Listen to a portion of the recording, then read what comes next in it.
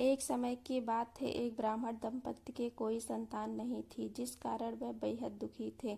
एक समय ब्राह्मण वन में हनुमान जी की पूजा के लिए गया। वहां उन्होंने पूजा के साथ बजरंगबली से एक पुत्र की कामना की। घर पर उनकी पत्नी भी पुत्र की प्राप्ति के लिए मंगलवार का व्रत करती थी। वह मंगलवार के दिन व्रत के अंत में भोजन को बनाकर बजरंगबली को भोग लगाती थी। इसके उपरांत ही स्वयं भोजन करती थी। एक बार व्रत के दिन ब्राह्मणी ना भोजन बना पाई, ना ही हनुमान जी का भोग लगा सकें, तो उन्होंने प्रण किया कि वह अगले मंगलवार को बजरंगबली को भोजन बनाकर भोग लगाकर ही भोजन करेंगी। वह भूखी प्यासी 6 दिन तक पड़ी रहीं। मंगलवार के दिन वह बेहोश हो गईं। हनुमान जी उनकी निष्ठा और लगन को देखकर अत्यंत प्रसन्न हुए और उन्होंने आशीर्वाद के स्वरूप में उनको एक पुत्र दिया और कहा कि यह तुम्हारी बहुत सेवा करेगा। बालक को पाकर ब्राह्मणी अत्यंत प्रसन्न हुई। उन्होंने बालक का नाम मंगल रखा।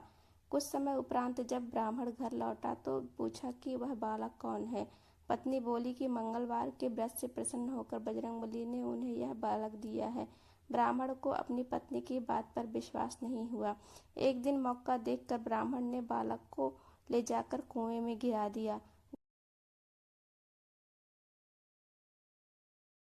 घर पर लौटने पर ब्राह्मणी ने पूछा कि मंगल कहाँ है। तभी पीछे से मंगल मुस्कुराकर आ गया। उसे वापस देखकर ब्राह्मण आश्चर्यचकित रह गया। रात को हनुमान जी ने उसे सपने में दर्शन दिया और बताया कि यह पुत्र उन्होंने ही दिया है। ब्राह्मण सत्य जानकर बहुत खुश हुआ। इसके बाद ब्राह्मण दंपत्ति प्रत्येक मंगलवार को व्रत करने लगे।